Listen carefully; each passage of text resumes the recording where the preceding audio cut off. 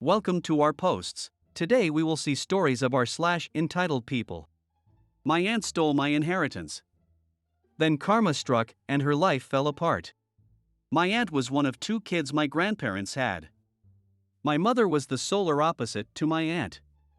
She worked from the age of 12 in my grandfather's shop, never asked for anything, and eventually managed to start her own business. My aunt never held down a job till the age of 26, was constantly stealing from her parents, and was constantly in trouble. Despite this, my aunt was spoiled by my grandmother, and so were her kids. She had 3 kids from 3 different men, and her first husband was not one of them, if you know what I mean. Didn't matter what my aunt or her kids did, my grandmother would always jump to their defense. She never had time for my mom and her kids, unless it was to get something from us. The only reason my mom would visit her was because she loved my grandfather. My grandfather passed away in 2004, and a few months after, my nan decided to write up a new will. My mother and my aunt were both present for it when she signed it, so they knew what was in it. It made it so that when she passed away, her home would be sold and the money split 25% each to my mom and aunt, and the remaining 50% would go evenly to the grandkids. At the time, the home was worth more than £500,000, so it would be a nice little inheritance, but nothing life-changing. In 2010, my mom died after an accident and did not have a current will in place. As she no longer had her business and was renting a house, she didn't have anything of much monetary value. The only thing she was concerned about was what would be done at her funeral should she have passed away, but had told me everything she wanted. The music, the flowers, the coffin color, and even what people were to wear at the funeral. She wanted people to wear bright, warm colors. So when she passed, my aunt and nan took over all the arrangements and tried to undo all the things I'd told them. The songs were going to be songs I knew mom didn't like, the flowers were all the wrong colors, and they picked a hideous coffin. With the help of my siblings, we were able to change a few of the things back to what they were supposed to be, but the coffin couldn't be changed for some reason, and my nan refused to let people come dressed as clowns, so it was all black. It was frustrating. After the funeral, my nan had her will changed. My siblings and I were told by our aunt that she didn't have any involvement with the writing of the will, and our nan told us that she changed it so that mom's share would go to her kids instead. All good, we thought. After mom passed away, my nan just stopped talking about my mom. At first, we thought it was because she was still recovering from losing her daughter, but even 5 years after mom passed, she still wouldn't talk about her. Even if you brought up a story about mom, nan would very obviously try and change the subject, usually about how hard my aunt and her shitty kids had it. And if you went to talk to her about your own problems, she would somehow bring it back to my aunt. I had suffered a mental breakdown after my mom's death, so you can imagine how much it hurt to hear, well, X has had it so much worse. In 2016, my nan passed away.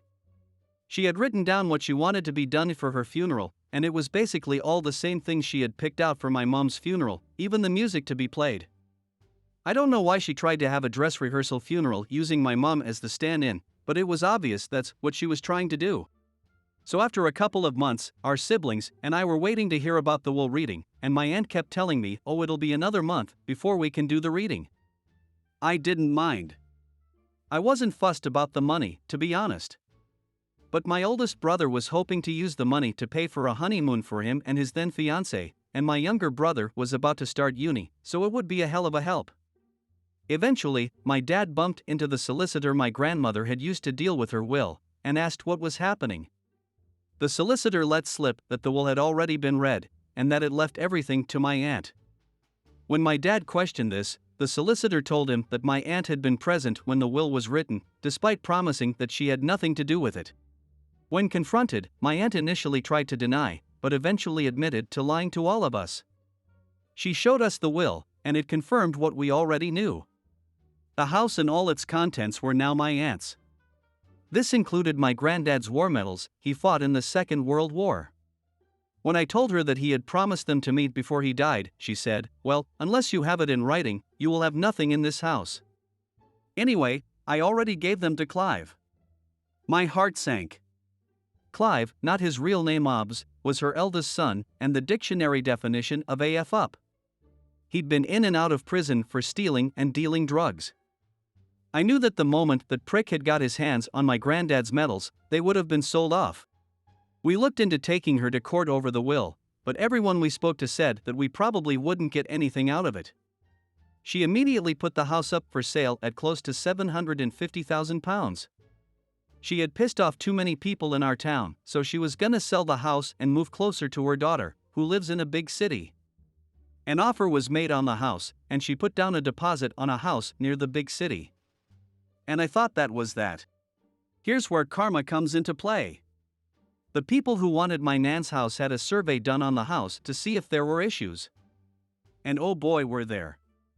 Turns out that the land the house was built on way too soft for the type of house it was, and it was sinking. It has sunk about 2 centimeters in the 40-plus years my nan and granddad had lived there, but the sinking was accelerating to 1 centimeter per year. This meant that within the next 3 years the house would need some serious work or be knocked down. The new value of the house? £60,000. The buyers immediately pulled out, having not even put down a deposit. She couldn't buy her new house, but still had to pay the deposit on it. And while this was happening, she let Clive move in with her into her house that she rented from the council. He wasn't allowed to live in any of the council houses because he had trashed every single one he'd ever been given.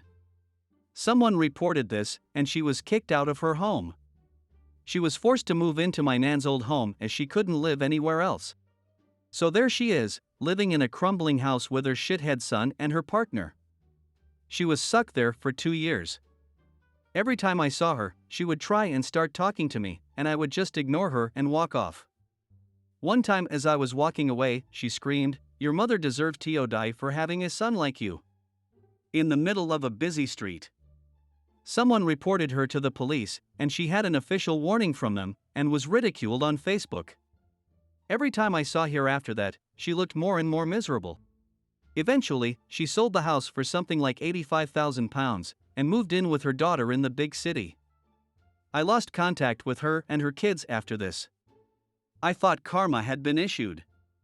Oh, but karma still wasn't done with her. I bumped into one of her former friends, and she told me what happened after she left our town. She moved into her daughter's home, let's call her Sue, but they only had a 3-bedroom house and 3 kids. My aunt and her partner had to live in the smallest room in the house while my aunt looked for a job and a home to rent. Even with £85,000, she couldn't afford a home anywhere. After about a month, my aunt's partner ran off after emptying her account. She was left stranded in Sue's house, not contributing anything because all the money she makes goes into bingo. Eventually, Sue and my aunt get into a screaming match, and my aunt said something along the lines of, "I should have aborted you." Sue immediately kicked her out of her house. So, again, there's my aunt, in a city where she knows nobody, no money, no home, and the last bridge she had a smoldering wreck. Last anyone has heard, she was living in a caravan in the roughest part of the city, and she can no longer work because she's suffering early onset arthritis and can no longer move her hands. I know I shouldn't get joy out of something like this happening to another person, but it does bring me some peace as to what happened. Next story.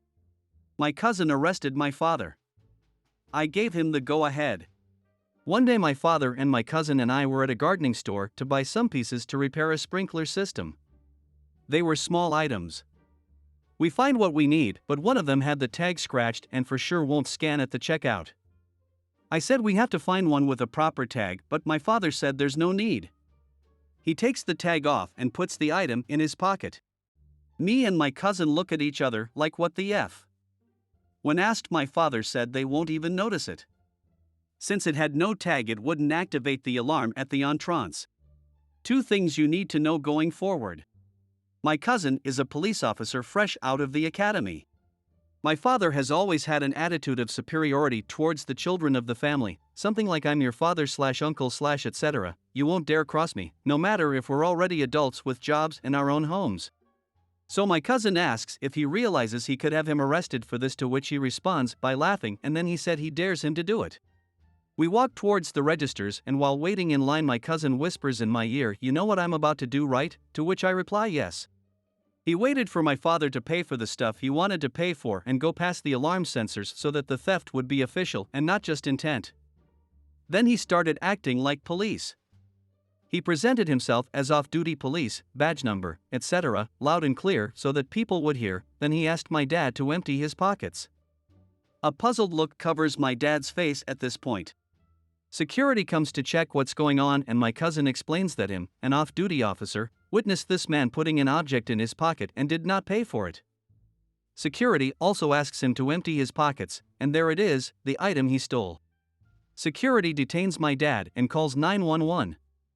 Police officers came and took my dad away after confirming the story with the security footage.